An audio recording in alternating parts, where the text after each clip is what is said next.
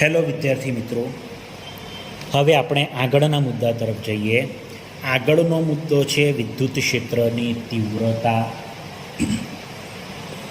હવે આપણે સૌ જાણીએ છીએ કે દરેક વિદ્યુતભાર એ પોતાની આસપાસ વિદ્યુત ક્ષેત્ર પેદા કરે.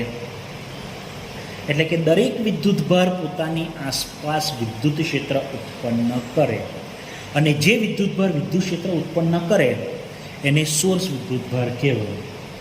અને એ વિદ્યુત ક્ષેત્રમાં બીજો વિદ્યુતભાર આવે તો એ બીજા વિદ્યુતભાર પર વિદ્યુત ક્ષેત્ર વડે બળ લાગે તો એ બીજા વિદ્યુતભારને પરીક્ષણ વિદ્યુતભાર કહેવાય. એ આપણે સૌ જાણીએ છીએ, બરાબર. અને અહીં આકૃતિમાં બતાવેલું છે કે આ એક વિદ્યુતભાર છે ક્યુ. આ વિદ્યુતભાર છે એ પોતાની આસપાસ વિદ્યુત ક્ષેત્ર પેદા કરશે એટલે આ ક્યુને કહેવાય સોર્સ વિદ્યુતભાર. હવે આ વિદ્યુત ક્ષેત્રમાં એક બીજો વિદ્યુતભાર આવ્યો Q0. તો આ Q0 પર વિદ્યુત ક્ષેત્ર વડે બળ લાગશે, બરાબર છે. એટલે Q0 ને શું કહેવાય છે? પરીક્ષણ વિદ્યુતભાર કહેવાશે. ઓકે, ચાલો હવે આપણે આકૃતિ સમજીએ. આ આકૃતિમાં દર્શાવ્યા મુજબ આ Q વિદ્યુતભાર એ પોતાની આસપાસ વિદ્યુત ક્ષેત્ર પેદા કરશે એટલે Qને શું કહેવાય છે? સોર્સ વિદ્યુતભાર. અને આ બિંદુ છે P. અત્યારે તમે Q0 ને ભૂલી જાઓ. તો આ P બિંદુ છે. આ P બિંદુને આપણે શું કહીશું? અવલોકન બિંદુ. અવલોકન બિંદુ એટલે જે બિંદુએ વિદ્યુત ક્ષેત્ર શોધવું હોય ને તે બિંદુને અવલોકન બિંદુ કહેવાય. હવે આ સોર્સ વિદ્યુતભારને કારણે આપેલા બિંદુએ, આપેલું બિંદુ એટલે અવલોકન બિંદુ, આ જે સોર્સ વિદ્યુતભાર છે તેને કારણે આપેલા બિંદુએ વિદ્યુત ક્ષેત્રની તીવ્રતા અથવા આપેલા બિંદુએ વિદ્યુત ક્ષેત્ર એટલે તે બિંદુએ મૂકેલા એકમ ધન વિદ્યુતભાર પર લાગતું બળ. બરાબર, ફરી પાછું સમજો. આ સોર્સ વિદ્યુતભારને કારણે આપેલા બિંદુએ, આપેલું બિંદુ એટલે અવલોકન બિંદુ, સોર્સ વિદ્યુતભારને કારણે આપેલા બિંદુએ વિદ્યુત ક્ષેત્રની તીવ્રતા અથવા આપેલા બિંદુએ વિદ્યુત ક્ષેત્ર એટલે તે બિંદુએ એકમ ધન વિદ્યુતભાર પર લાગતું બળ. ઓકે, ચાલો. તો હવે આપણે આ વ્યાખ્યા ઉપરથી સૂત્ર તારવ્યું. મેં તમને વ્યાખ્યા શું કીધી? વિદ્યુત ક્ષેત્રની તીવ્રતા અથવા વિદ્યુત ક્ષેત્ર, એની બીજી વ્યાખ્યા.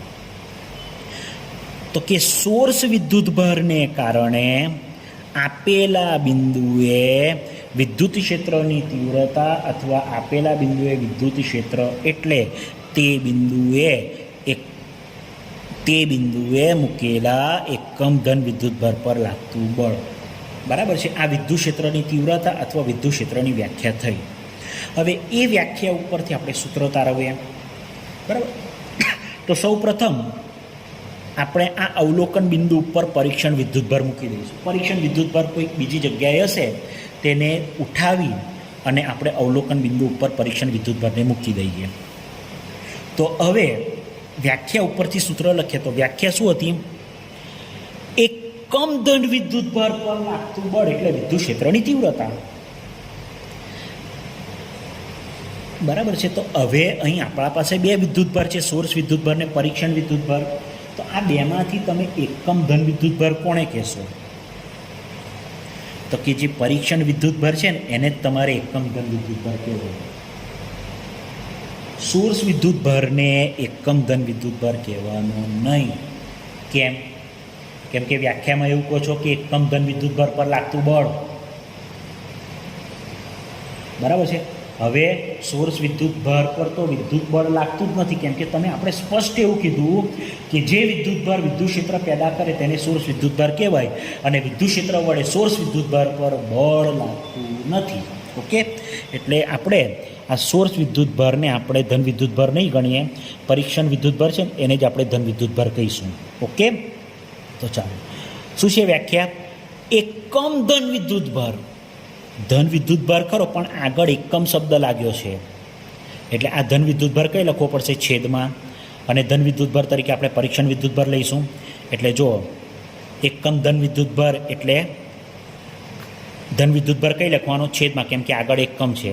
અને ધન વિદ્યુતભાર તરીકે આપણે પરીક્ષણ વિદ્યુતભાર લઈશું. એટલે એકમ ધન વિદ્યુતભાર પર લાગતું બળ એટલે વિદ્યુત ક્ષેત્રની તીવ્રતા. ક્લિયર? વ્યાખ્યા છે કે એકમ ધન વિદ્યુતભાર પર લાગતું બળ એટલે વિદ્યુત ક્ષેત્રની તીવ્રતા. ધન વિદ્યુતભાર પણ આગળ કયો શબ્દ છે? એકમ. એટલે ધન વિદ્યુતભાર આપણે છેદમાં લઈશું. અને ધન વિદ્યુતભાર તરીકે આપણે શું લીધું છે? પરીક્ષણ વિદ્યુતભાર. એટલે પરીક્ષણ વિદ્યુતભાર છેદમાં એકમ ધન વિદ્યુતભાર પર લાગતું બળ એટલે વિદ્યુત ક્ષેત્રની તીવ્રતા. બરાબર. હવે બહુ અગત્યની વાત, બહુ નોંધવાલાયક વાત, કે આ જે પરીક્ષણ વિદ્યુતભાર છે ને, એ પરીક્ષણ વિદ્યુતભારને કારણે સોર્સ વિદ્યુતભારના સ્થાનમાં ફેર થવો જોઈએ નહીં. ક્લિયર? પરીક્ષણ વિદ્યુતભારને કારણે Q0 એ પરીક્ષણ વિદ્યુતભાર છે, તેને કારણે આ જે સોર્સ વિદ્યુતભાર છે એના સ્થાનમાં ફેરફાર થવો જોઈએ નહીં. એટલે કે પરીક્ષણ વિદ્યુતભારને કારણે સોર્સ વિદ્યુતભારનું સ્થાન બદલાવવું જોઈએ નહીં. એટલે ખૂબ અગત્યનો મુદ્દો, અથવા તો કાયમ માટે યાદ રાખો કે આ પરીક્ષણ વિદ્યુતભારને કારણે સોર્સ વિદ્યુતભારના સ્થાનમાં ફેર થવો જોઈએ નહીં, અને તે માટે પરીક્ષણ વિદ્યુતભારનું મૂલ્ય બને તેટલું નાનું લેવું. બરાબર છે? પરીક્ષણ વિદ્યુતભારને કારણે સોર્સ વિદ્યુતભારના સ્થાનમાં ફેર થવો જોઈએ નહીં. પરીક્ષણ વિદ્યુતભારના કારણે સોર્સ વિદ્યુતભારના સ્થાનમાં ફેર થવો જોઈએ નહીં, અને તે માટે પરીક્ષણ વિદ્યુતભારનું મૂલ્ય બને તેટલું નાનું લેવું. અને એ માટે આપણે સમીકરણ 1માં પરીક્ષણ વિદ્યુતભારની લિમિટ મૂકી દઈશું. બરાબર છે? એટલે સમીકરણ 1 પરથી E as it is F upon Q0 as it is, પણ આપણે લિમિટ Q0 ટેન્સ ટુ 0 એટલે Q0ની લિમિટ મૂકી દીધી છે. કેમ? Q0 એટલે શું? તો કે Q0 એટલે પરીક્ષણ વિદ્યુતભાર, અને આપણે સ્પષ્ટ કર્યું કે પરીક્ષણ વિદ્યુતભારને કારણે આ સોર્સ વિદ્યુતભારનું સ્થાન બદલાવવું જોઈએ નહીં, અને તે માટે પરીક્ષણ વિદ્યુતભારનું મૂલ્ય બને તેટલું નાનું લેવું જોઈએ. અને તે માટે આપણે અહીંયા ઘડી પરીક્ષણ વિદ્યુતભારની લિમિટ મૂકી દીધી છે. Limit Q0 tense two 0. એનો અર્થ એવો થયો કે Q0નું મૂલ્ય, આ Q0 એટલે પરીક્ષણ વિદ્યુતભાર, પરીક્ષણ વિદ્યુતભારનું મૂલ્ય બને તેટલું નાનું, શૂન્યની નજીક લેવું, શૂન્ય નહીં લેવાનું. Limit Q0 tense two 0. એનો અર્થ શું થયો? Q0 શું છે? પરીક્ષણ વિદ્યુતભાર. તો એનો અર્થ શું થયો? Limit Q0 tense two 0. હવે Q0 શું છે? પરીક્ષણ વિદ્યુતભાર. તો આ લિમિટનો અર્થ શું થયો? તો કે પરીક્ષણ વિદ્યુતભારનું મૂલ્ય બને તેટલું નાનું લેવાનું, શૂન્યની નજીક, શૂન્ય નહીં એવો લિમિટનો અર્થ થશે. બરાબર છે? એટલે સમીકરણ 1માં આપણે પરીક્ષણ વિદ્યુતભારની લિમિટ આપી દીધી, લિમિટ Q0 ટેન્સ ટુ 0. કેમ? કેમ કે આપણે સ્પષ્ટ કર્યું કે પરીક્ષણ વિદ્યુતભારને કારણે સોર્સ વિદ્યુતભારનું સ્થાન બદલાવવું જોઈએ નહીં, અને તે માટે પરીક્ષણ વિદ્યુતભાર બને તેટલો નાનો લેવો પડે. એટલે આપણે પરીક્ષણ વિદ્યુતભારની લિમિટ આપી દીધી. બરાબર છે? હવે E એટલે શું? તો કે વિદ્યુત ક્ષેત્રની તીવ્રતા, અથવા વિદ્યુત ક્ષેત્ર એ સદિશ રાશિ છે. જો ઉપર તીરની નિશાની છે. હવે એનો એકમ શું થશે? તો કે એનો એકમ થશે ન્યૂટન પર કુલમ. કેમ કે એના સૂત્રમાં F upon Q0 આવે છે. F એટલે બળ, બળનો એકમ ન્યૂટન, અને છેદમાં શું છે Q0 એટલે વિદ્યુતભારનો એકમ કુલમ. એટલે આ વિદ્યુત ક્ષેત્રનો એક એકમ થશે ન્યૂટન પર કુલમ અથવા વોલ્ટ પર મીટર. બરાબર છે, ન્યૂટન પર કુલમ અથવા વોલ્ટ પર મીટર. બરાબર. હવે તમને એક પ્રશ્ન થાય કે ભાઈ આપણે એવું કીધું કે આ પરીક્ષણ વિદ્યુતભારને કારણે સોર્સ વિદ્યુતભારનું સ્થાન બદલાવવું જોઈએ નહીં, અને તે માટે પરીક્ષણ વિદ્યુતભારનું મૂલ્ય બને તેટલું નાનું લેવું. બરાબર છે, એટલે જ આપણે અહીં પરીક્ષણ વિદ્યુતભારની લિમિટ મૂકીએ. હવે તમે પરીક્ષણ વિદ્યુતભારનું મૂલ્ય નાનું ના લો તો શું થાય? જો તમે પરીક્ષણ વિદ્યુતભારનું મૂલ્ય નાનું ના લો ને તો પછી સોર્સ વિદ્યુતભારનું સ્થાન બદલાઈ જાય, અને સોર્સ વિદ્યુતભારનું સ્થાન બદલાશે તો આપેલા બિંદુએ વિદ્યુત ક્ષેત્ર બી બદલાઈ જશે. બરાબર છે. પરીક્ષણ વિદ્યુતભારનું મૂલ્ય જો સૂક્ષ્મ લેવામાં ન આવે તો આ સોર્સ વિદ્યુતભારનું સ્થાન બદલાઈ જાય, અને સોર્સ વિદ્યુતભારનું સ્થાન બદલાઈ જાય તો આપેલા બિંદુએ વિદ્યુત ક્ષેત્ર પણ બદલાઈ જાય. ઓકે. અને આવું ના થાય તે માટે પરીક્ષણ વિદ્યુતભારનું મૂલ્ય બને તેટલું નાનું લેવાનું કે જેથી સોર્સ વિદ્યુતભારનું સ્થાન ના બદલાય. ઓકે. સાથે સાથે આપણે બીજી વાત કરી લઈએ કે વિદ્યુત ક્ષેત્રમાં મૂકેલા વિદ્યુતભાર પર લાગતું બળ.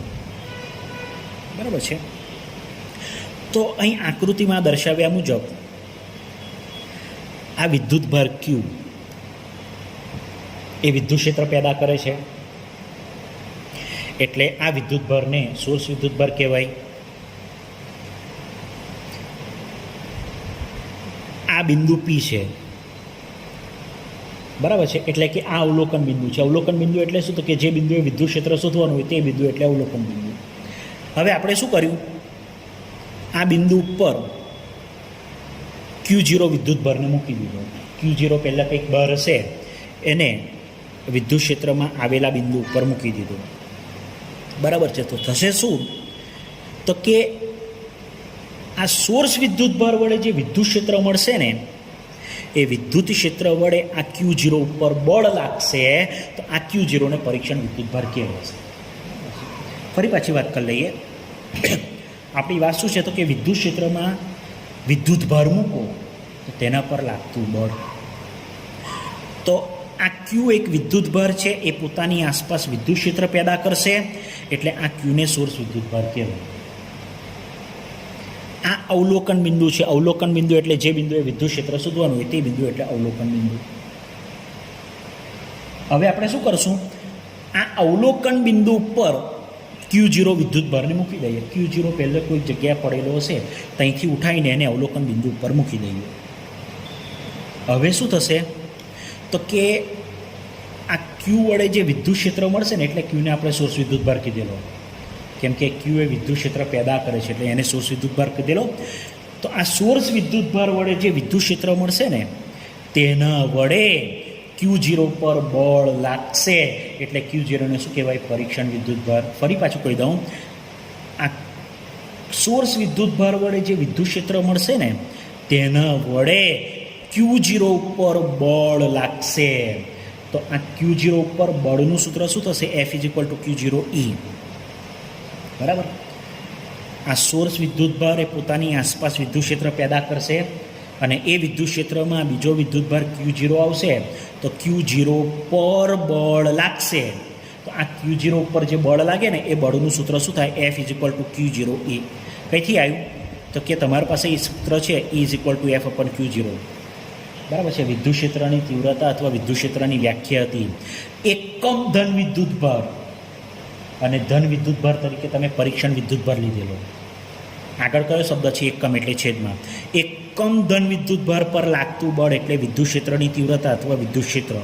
અને આ સૂત્ર ઉપરથી તમે Fને સૂત્રનો કરતા બનાવો તો Q0 છેદમાં છે, સામે જાય તો અંશમાં, તો F બરાબર શું લખાય? Q0E.